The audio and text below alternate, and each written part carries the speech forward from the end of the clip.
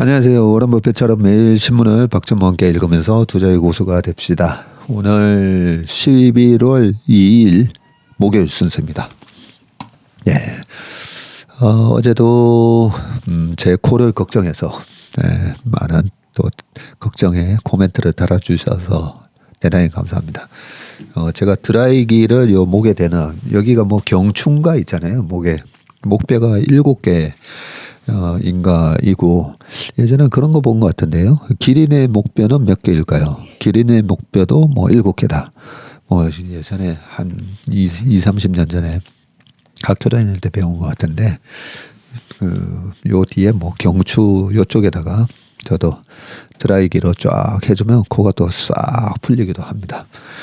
네, 여러 가지 좋은 방법, 짝두콩, 차 등등 해서 감사드립니다. 코스피, 코스닥, 코세익. 예. 나중에 저희 회사에서 종합자산운용사로 전환을 하고 나서 ETF를 만들면 코세익으로 제가 만들 생각입니다. 예, 농담이고요. 그리고 여러 가지 말씀들을 쭉 올려주셔가지고 이런 얘기를 해주셨더라고요. 어제 김일구 상무님이 방송에서 금리가 떨어질 때 버려져 있던 가치주가 제일 크게 오른다 하시면서 워런 버핏이 이 기회를 이용하여 큰 부를 쌓았다고 하시더라. 제가 알고 있는 사실 성장주 예를 들면 바이오 같은 것과 달라서 여쭤봅니다 라고 되어 있습니다.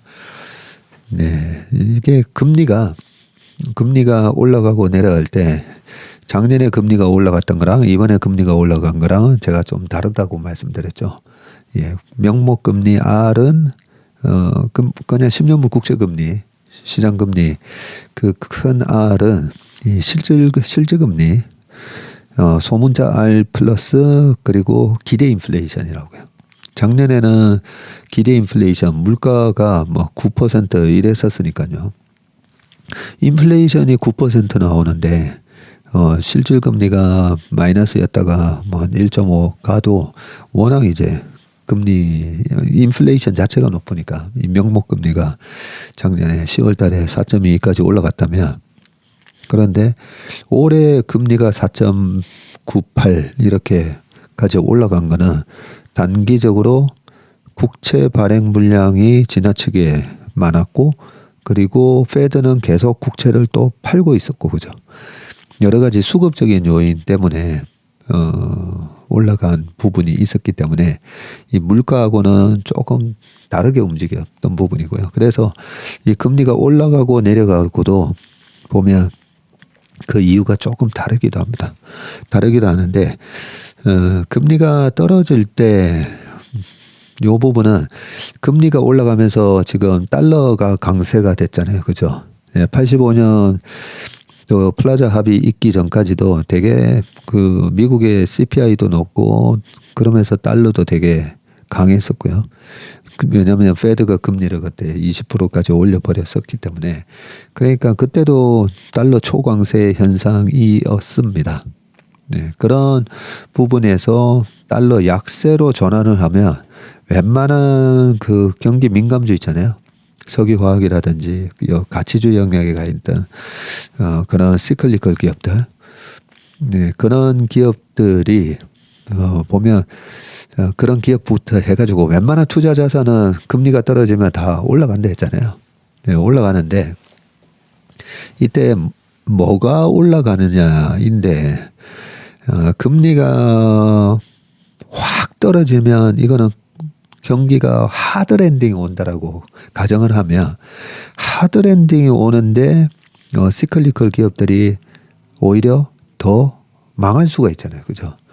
그래서 금리가 확 떨어지는 하드랜딩 국면에서는 시클리컬 기업들이 더 떨어지죠. 처음에. 예, 더 떨어지는 거고 2019년처럼 그동안에 18년 연말까지 페드가 금리 9번 올리면서 그러면서 물가 잡겠다고 그때도 그러다가 19년도에 ISM 제조 PMI 등등 해가지고 경기가 이제 좀 확 위축이 되죠. 그때도 QT를 하고 있었었고요. 네, 그 가장 최근의 사례를 말씀드리면 2019년도에 QT랑 금리 올린 게 어느 정도 효과를 발행하면서 물가가 잡히면서 금리가 확 떨어지니까 그때 10년물 국채금리가 10월 달에 2018년 10월 초에 3.2%였다가 2019년도에 1.5%까지 이렇게 떨어지잖아요. 그거는 기대 인플레이션이 이거 경기가 위축이 되니까 인플레이션에 대한 기대감도 떨어졌고 GDP 성장률도 이렇게 되면 아무래도 낮아지겠는데 여러 가지 실질 금리까지 다 같이 떨어지면서 했고요.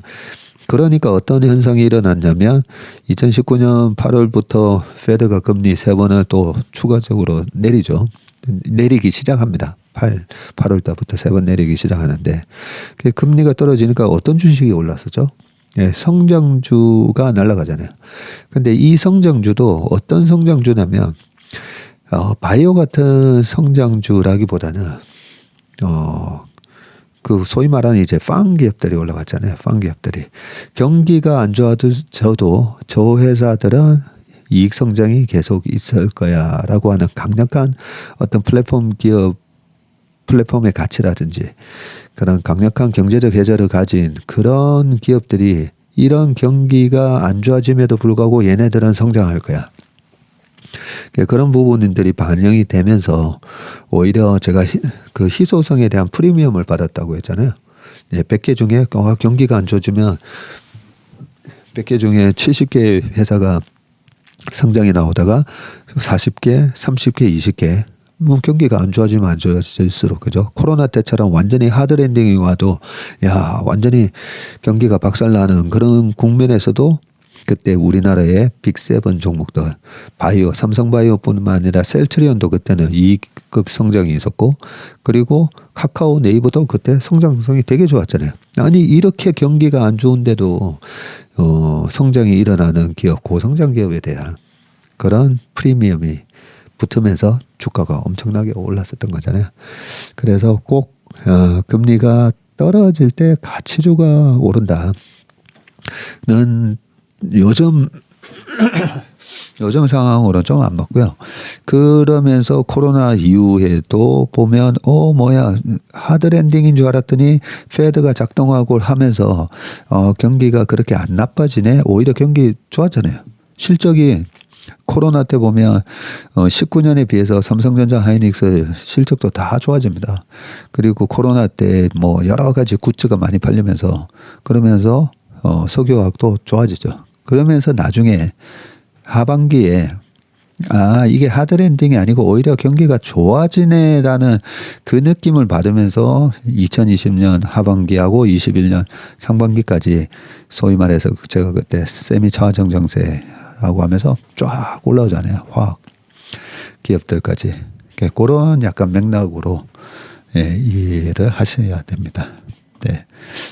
네이버 카카오 얘기 나오니까 어떤 분이 또 군대 나온 휴가 나온 조카에게 카카오를 강추했다는 21년 초에 3월 달에 저희 집안에 상이 있어서 갔을 때 여러 가지 조카들하고 모아놓고 삼성전자는 어떻고 뭐 이런 얘기하면서 카카오 얘기했을 때 그러고 나서 2달 반 만에 8만 원이 17만 원 가서 그러고 김작가 TV나 그때는 또 가면 전부 다 또 막 주가가 올라가니까 다 물어보죠. 또 여러 사람들이 나와가지고 2020년 코로나 때 주식하면 안 된다던 사람들이 21년도에는 또 네이버 카카오만 사라고 막 이런 얘기하고 그러면서 주가가 올라가니까 마치 네이버 카카오에 대해서 꾸준히 뭐 얘기를 했던 사람처럼 나와서 얘기하는 사람도 있고. 근데 제가 제일 중요한 거는 밸류에이션이라고 했잖아요. 그리고 그때도 똑같습니다. 원칙은 PBR 10배 넘어가면 안 산다. 그리고 아무리 좋은 성장주도 PBR 10배 넘어가면 팔아야 된다. 그 논리로 김 작가도 그때 김 작가 TV가 7, 8월 갔을 때 지금도 카카오 사야 됩니까? 라는 질문에 뭐 제 방송을 쭉 보신 분들은 다 아시겠지만 제 원칙이 있는데 PBR 10배 넘어가면 저는 팝니다. 근데 카카오의 PBR이 14배가 됐기 때문에 지금은 팔아야죠. 그래서 그때 17만 찍고 14만 5천 원 이랬을 때도 네, 결론은 지금은 팔아야죠. 네, 아마 썸네일만 네, 보시고 얘기하시는 분이었던 것 같습니다. 뭐 방송을 다 보실 수는 없으니까 이런 오해는 얼마든지 할 수 있다라고 생각합니다. 예, 그리고 또 하나 질문이 그 인적 분할, 문적 분할 해가지고 전자 얘기잖아요. 요거는 나중에 실현될 가능성이 있습니다. 그 애플 입장에서는 삼성전자한테 맡기기가 되게 경쟁자인데 휴대폰으로도 경쟁하고 있고 그죠? 그런 상황에서 삼성전자한테 파운드리를 맡긴다는 게 조금 찜찜하죠. 찜찜합니다. 그래서 우리나라 한국콜마나 코스맥스 같은 그런 화장품 OEM, ODM 회사도 그때 한국콜마 회장님이 그러셨던가? 예, 우리는 우리 자체 브랜드 사업은 하지 않는다. 왜냐하면 고객하고 예, 맞설 수 있는 그런 우리만의 브랜드를 만들고 하지는 않을 거다. 뭐 이런 얘기를 명확하게 해서 오로지 고객이 원하는 제품을 그렇게 위탁 생산만 해준다. 이렇게 돼 있는데 삼성전자는 사실 다 하다 보니까 그죠. 위탁 생산도 우리한테 줘 하면서 파운드리를 하다 보니까 그래서 TSMC는 60%, 삼성전자가 10%. 최근에 이 격차가 또 줄어들고 있죠. 55, 11.7 이렇게 올라가고 있는데 네, 그런 상황에서 파운드리를 분사시킨다든지 전자의 메인은 지금 반도체이기 때문에 반도체만 분리시키지는 않을 것 같고요. 파운드리를 분리시키는 게 제일 좋을 것 같은데 네, 그렇게 됐을 때는 물적 분할이 아니라 인적 분할로 해야 되죠. 인적 분할로 해서 삼성전자 주주가 선택을 할 수 있게끔 네. 인적 분할하면 회사가 두 개, 상장사가 두 개가 되는 겁니다. 두 개가 되면서 기존 주주가 선택을 할 수가 있습니다. 그런데 물적 분할로 하면 밑에 자회사로 떼서 따로 상장하기 때문에 안 되고. 근데 이것도 다 방법이 있어요. 물적 분할 제가 요즘에 강조하는 부분인데 물적 분할에서 상장할 때 그 상장할 때 다른 데서 자금 받지 말고 기존의 주주한테 우선 이 상장할 때에 그 IPO를 신청할 자격을 먼저 주라는 거죠. 그래서 기존 주주들이 나 안 할래. 아이고 물적 분할하는 회사 나는 파운드리 할 거면 그냥 TSMC 투자하고 삼성전자 파운드리는 안 할래 하면서 그냥 안 하면 되잖아요. 안 해서 그 원하는 그 공모 자금이 모이지 않았을 때 그걸 갖다가 이제 일반 공모로 해가지고 하면 되기 때문에 좀 그런 식으로 하면 되고요. 근데 삼성전자가 이 부분 분할 얘기는 벌써 시나리오가 5, 6년 전에도 계속 나왔던 얘기입니다. 나왔던 얘기인데 아직까지는 그 분할이라는 이런 얘기는 없는데 분명히 알고 있습니다. 예, 적절한 타이밍을 노리고 있겠죠. IPO나 이런 거 할 때 회사가 그냥 내 돈으로 잘 되고 있으면 굳이 남의 돈 받을 필요는 없잖아요. 그죠? 근데 어느 정도 뭐 크게 한번 자금을 모아서 배팅을 해야 되는 일이 있을 때 근데 전자가 돈이 많아가지고 또 그럴 뭐 자금 조달의 그런 부분은 지금 당장은 좀 필요 없을 것 같고요. 네. 근데 만약에 삼성전자 파운드리를 분할해서 인적 분할을 한다 이러면 그거는 주가에 큰 호재가 됩니다. 네. 큰 호재가 될 겁니다. 네. 지금 아직 신문 시작도 안 하고 이 댓글을 읽다가 네. 제 메모리를 HBM으로 교체라는 아주 재밌는 댓글도 있었습니다. HBM으로 정말 바꾸고 싶습니다. 자, 오늘은 한국경제신문이고요. 아유, 이거 뭐 지금 댓글에 대한 답변하다가 14분이나 흘렀네요. 네, 빠르게 보겠습니다. 먼저 수출 13개월 만에 증가세로 전환에 돼 있죠. 네, 우리나라는 수출 증감률하고 코스피의 주가 모양하고 똑같습니다. 네, 똑같습니다. 그래서 수출 증감률이 되게 중요하고요.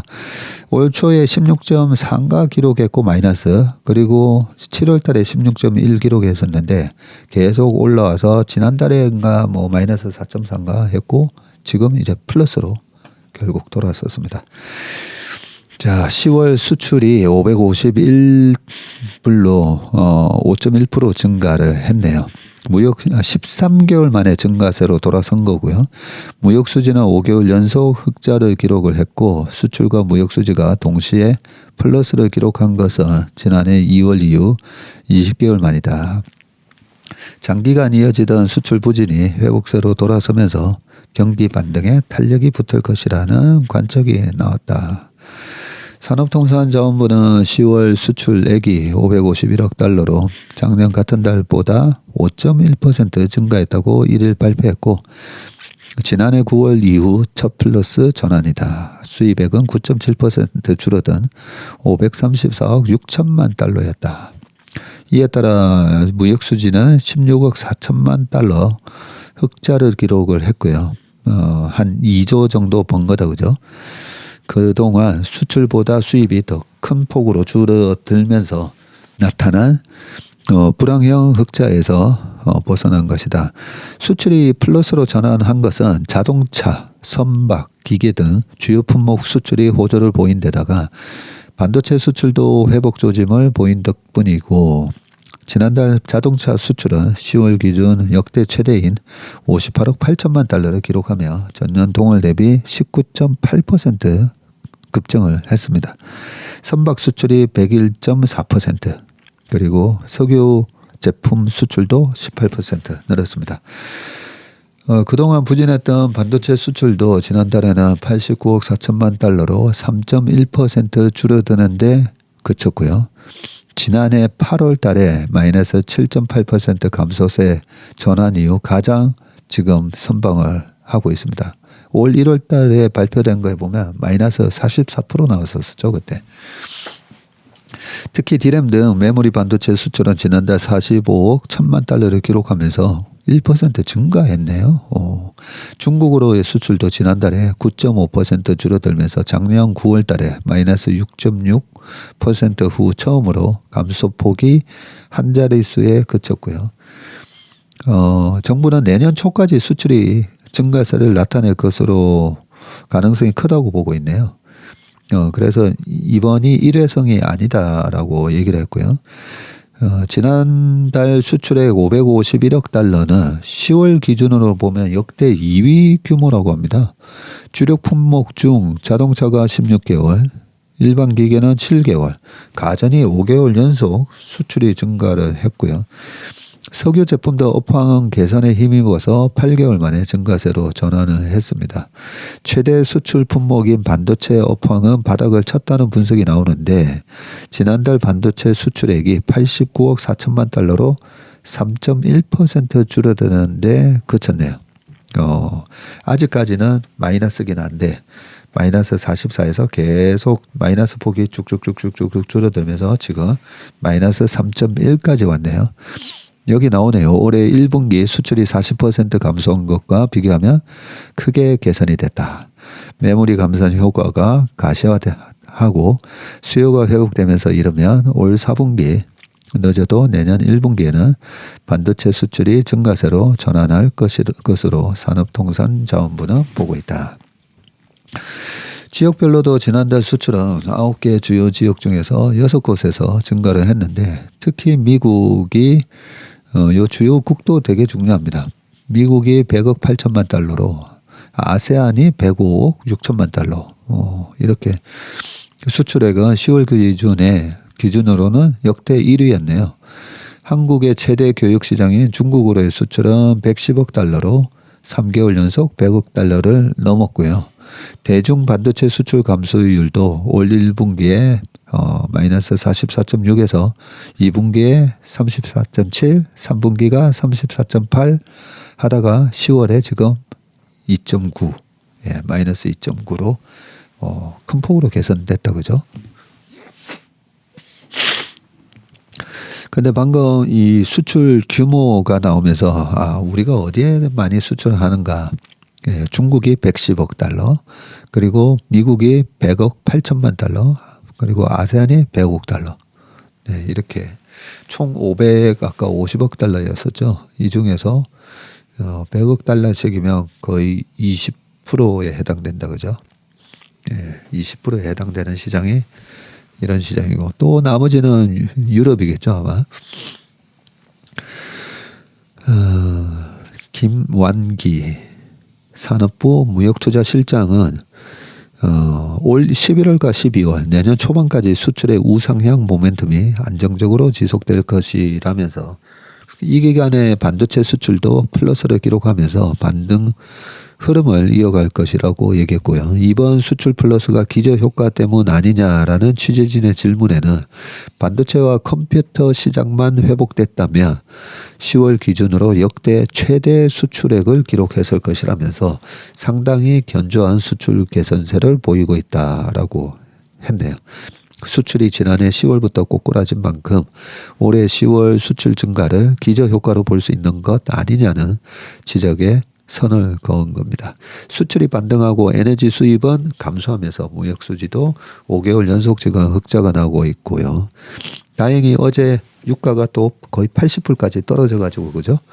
예, 그렇다면 무역 수지도 계속 개선되고 수출이 지금 550억 달러만 계속 그냥 증가하지 않고 유지만 돼도 저희 박성구 주임이 오늘 아침에 그렇게만 되더라도 1월 달에 수출 증가율이 20%나 된다고 합니다. 작년 1월 달하고 비교를 해보면. 예, 그렇다면 수출 증가율이 계속 이어질 거다라고 또 오히려 정부에서 내년 1월까지는 계속 우상향이라고 했으니까요. 내년 1월 달에는 수출 증가율이 뭐 30% 뭐 이렇게 나오겠네요. 거기에다가 유가만 한 70불대, 뭐 65불대까지 쫙 빠져주면 예, 무역 수지가 큰 폭으로 개선되면서 그게 또 우리 시장에 유동성 공급을 하는 효과가 또 나타나리라고 생각합니다. 예, 두 번째 기사입니다. 서머스가 미 재정 적자 사상 최악이다라고 되어 있습니다. 미국 경제학계와 월스트리트의 거물들이 최근 연방정부의 재정적자 급증에 대해서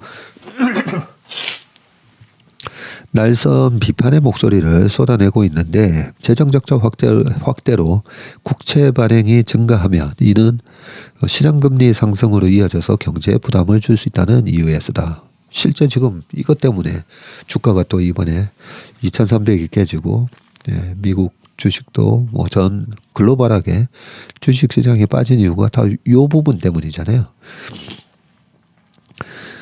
미 재무부 장관 출신인 레리 서머스 하버드대 교수가 미국 진보센터 CAP 행사에서 이렇게 말씀하셨네요. 미국의 재정 적자는 역사상 그 어느 때보다도 심각한 수준이 될 것이라면서 과거 정권처럼 고통스러운 재정 지출 삭감 조치를 취하기 전에 전방위적인 세금 인상 조치를 취하기 전에 미납된 세금을 제대로 걷어야 한다고 강조를 했네요. 과거 정권처럼 고통스러운 재정 지출 삭감 조치 취하기 전에 일단 세금부터 제대로 걷어라라고 얘기를 했네요. 미국 연방 정부의 재정 적자는 2023년 회계연도 이 미국 정부의 회계연도가 10월부터 9월이더라고요. 예, 그래서 9월 시장이 안 좋나 뭐 이런 생각도 좀 해봤습니다. 뭐 미국 정부가 직접적으로 주식을 사지는 않지만 이 회계연도가 어떻게든 좀 영향을 주지 않을까. 예, 그런 의심을 좀 해봅니다.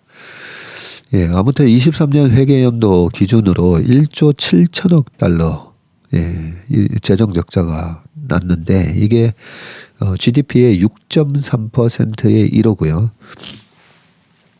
이는 전년도에는 GDP의 5.4% 1조 4천억 달러보다도 많이 늘어난 수치로 코로나 사태 이전에는 볼 수 없었던 규모라고 합니다. IMF는 2024년에서 25년 미국 연방정부의 재정적자가 GDP의 7.4%에 달할 것으로 예상을 하고 있고요. 월가의 황제로 불리는 제이미 다이먼 회장이 24일 한 행사에서 이렇게 얘기했습니다. 재정 지출이 예년보다 훨씬 많다. 페드와 정부가 모든 문제에 대처할 수 있는 전능함을 지녔다고 느끼는 정서가 있다면서 내년에 무슨 일이 일어날지 상당히 조심스럽다고 이렇게 페드를 비판을 했습니다. 그래서 그런지 JP 모건의 주식을 최근에 이제 판다고 그러셨죠. 레리 핑크 블랙락의 CEO도 페드의 대차제표 증가와 마찬가지로 인플레이션을 일으킨다면서 재정적자의 증가는 그 결과 금리는 더 높게 유지될 것이라고 그렇게 얘기를 또 했습니다. 미국의 재정적자가 급증한 건 재정 수입이 감소한 상황에서 고금리에 따른 국채 이자 비용이 증가했기 때문이고요. 미 의회 예산처에 따르면 올해 미 정부가 지급하는 국채 이자는 지난해보다 35%는 급증한 6,400억 달러, 약 840조 원에 달할 전망입니다. 올해 미국 정부 세수의 13.8%에 이르네요. 예. 미국 정부가 걷어들이는 세금에서 이 국채 이자만으로도 840조가 나가야 됩니다. 그래서 지금 요 위에 또 표를 보면요. 요거까지 읽고 갈까요? 재무부는 이달부터 내년 1월까지 국채 발행 규모를 더 늘리기로 했는데 2년 만기와 5년 만기 채권은 매월 30억 달러, 10년 만기는 20억 달러씩 증액하고요. 다음 주에는 총 1,022억 달러 규모의 기존 국채를 차환하면서 총 1,120억 달러를 발행할 계획이다라고 되어 있습니다. 예, 매주 다음 주에 또 어느 정도 차환 발행하는 것까지도 이 발표가 쭉 나와 있더라고요, 보니까. 네.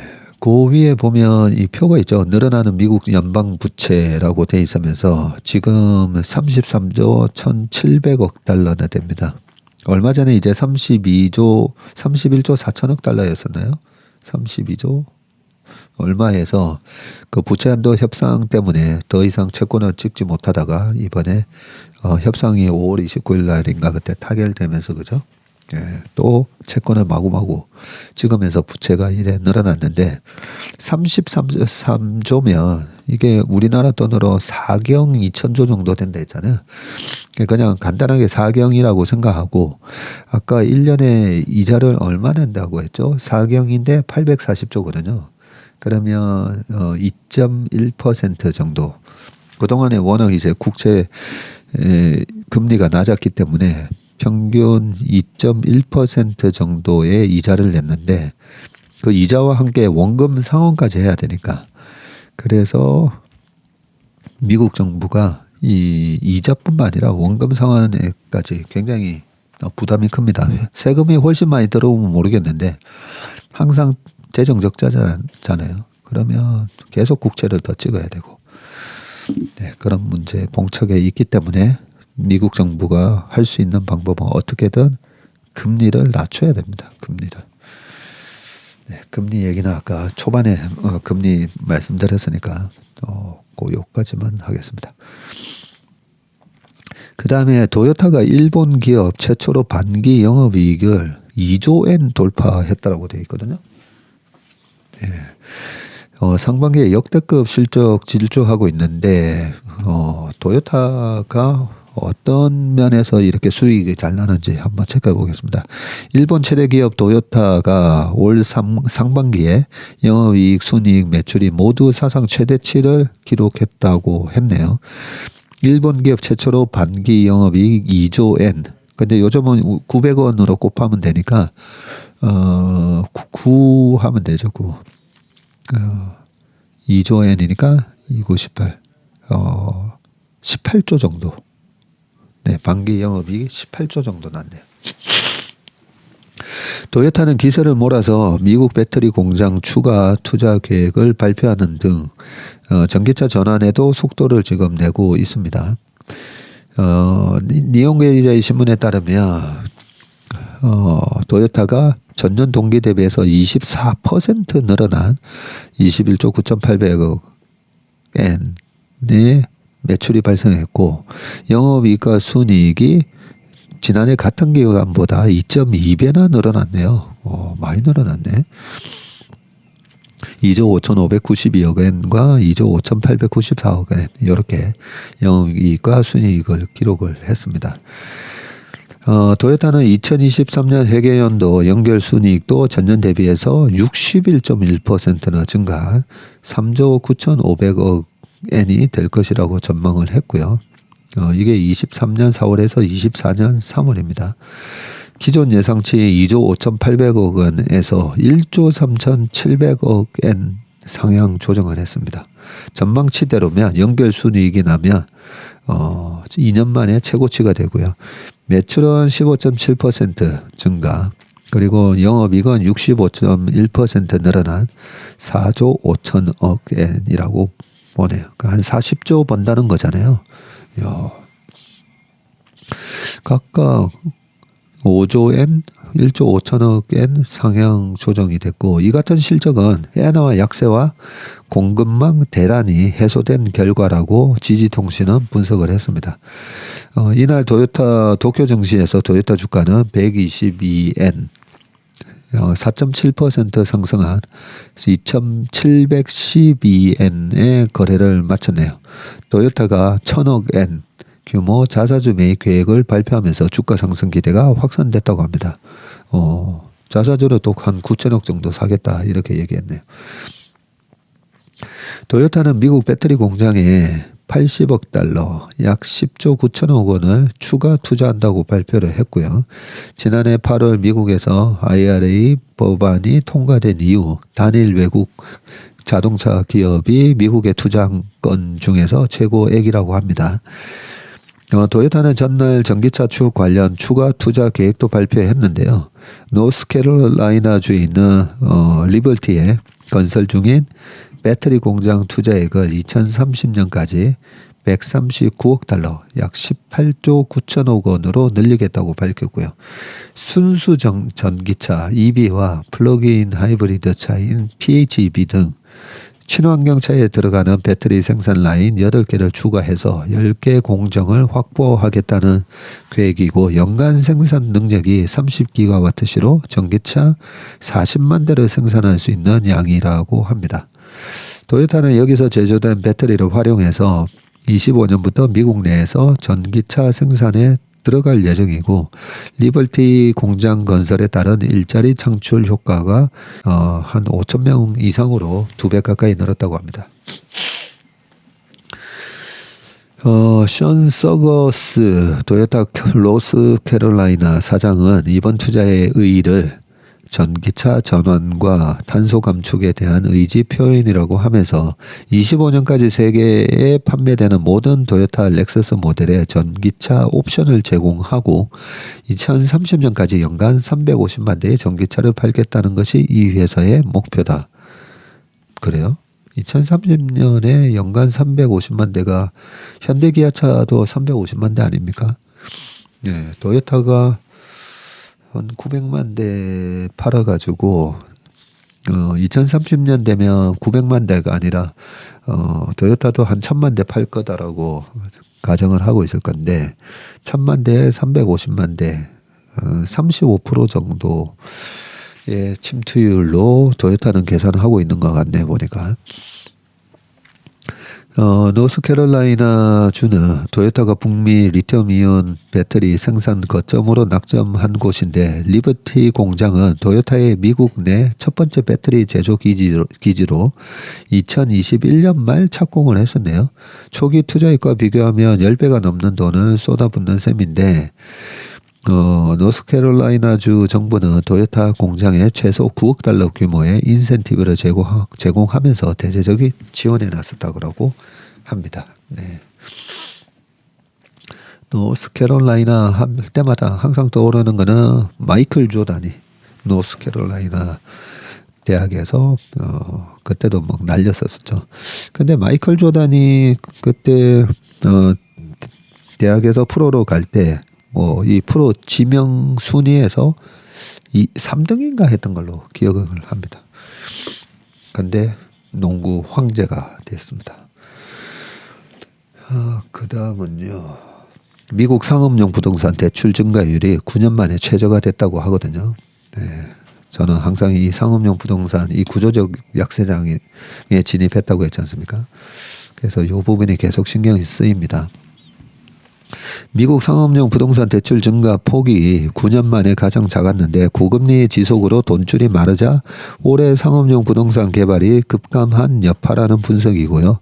세계 최대 공유 오피스 업체인 위워크는 다음 주 파산 신청을 할 것으로 알려졌습니다. 최근에 위워크 주가가 거의 뭐 50분의 1 토막인가요? 500분의 1 토막 나 있는데 그 함부로 싸다고 들어가시면 안 될 것 같습니다. 월스트리트저널은 지난달 31일 페드 자료를 인용해서 올해 2분기 미국 상업용 부동산 대출 규모가 전분기 대비해서 0.98% 늘었다고 보도를 했는데요.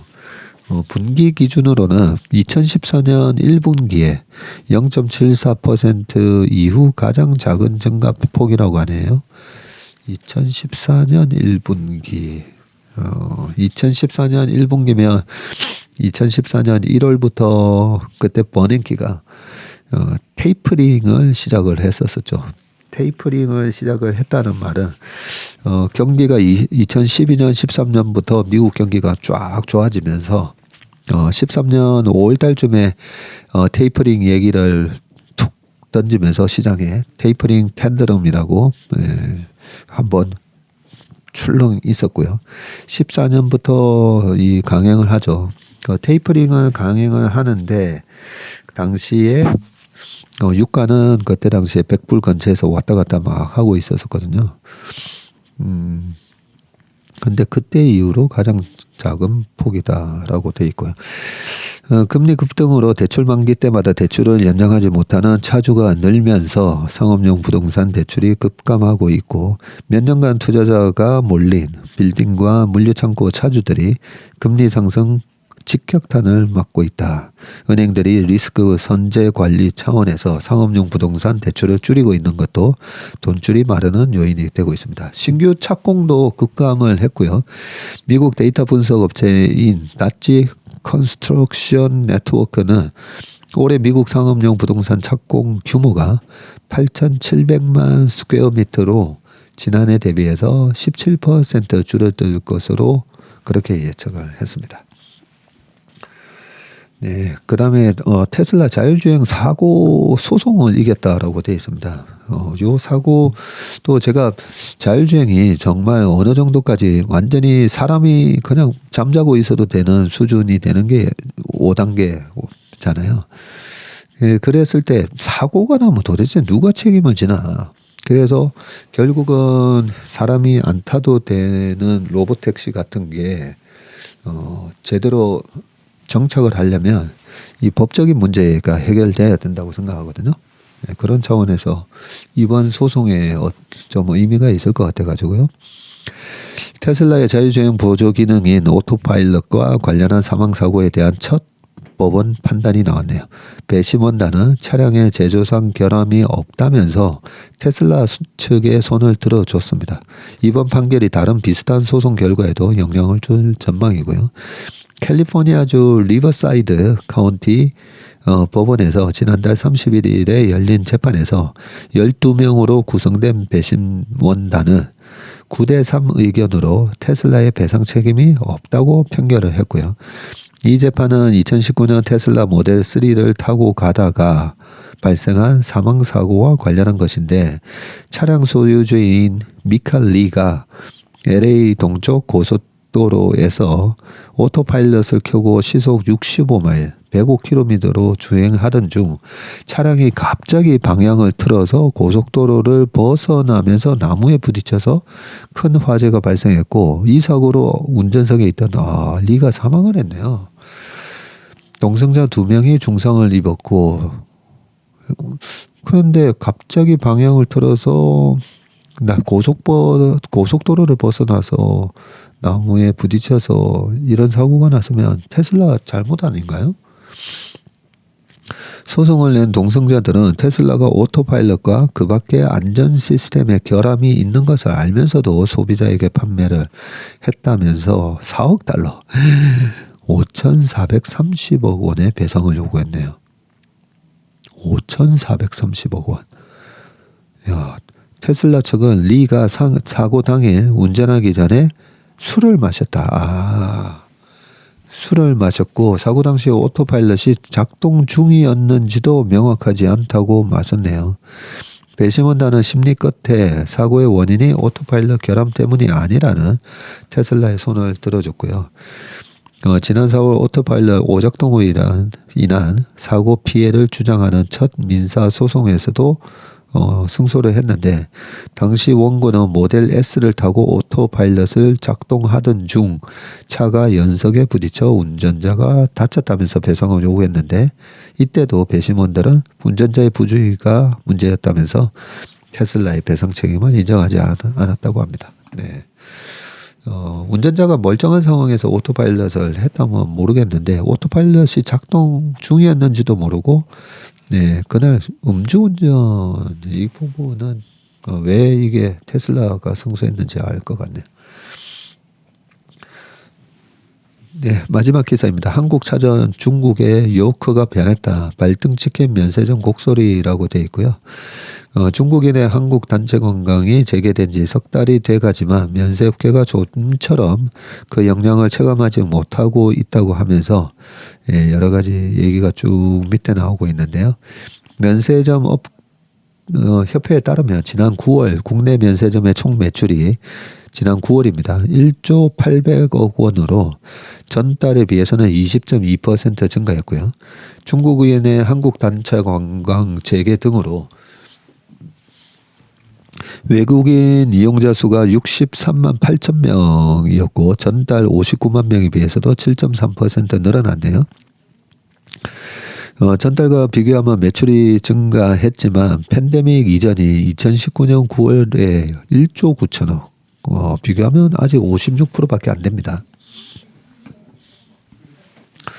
주요 면세점 업체의 3분기 실적도 안 좋았죠. 상장사인 신라 면세점이 163억 영업 손실을 내서 적자가 전환이 됐고, 유통기한 내 판매해야 하는 화장품 등의 재고를 처리하는 과정에서 적자 폭이 유독 커진 것으로 알려지긴 했지만, 중국인 관광객 객단가 1인당 구입액 감소도 영향을 미친 것으로 알려졌습니다. 업계에서는 중국인의 소비 성향 변화를 고려해서 상품 전략을 달리해야 한다는 말이 나오고 있고, 과거에는 따이궁들이 중국에서 되팔기 편리한 고가 화장품을 조달하는 데 주력했다면, 이제는 구매자가 직접 사용하는 중저가 인기 상품을 소싱하는 데 힘을 줘야 한다는 얘기입니다.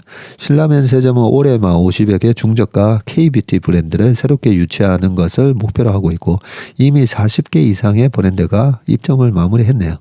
서울 도산공원 인근과 성수동, 한남동 등 젊은 세대와 외국인의 방문 빈도가 높은 지역에 팝업 스토어를 운영한 경험이 있는 브랜드를 눈여겨보고 있다고 합니다. 단독 브랜드를 늘리는 것은 개별 관광객을 유인하는 전략으로 업계에서 거론되는데, 외국인이 주 고객인 면세점은 백화점과 달리 특정 업체에 대한 고객들의 충성도 선호도가 높지 않다고 합니다.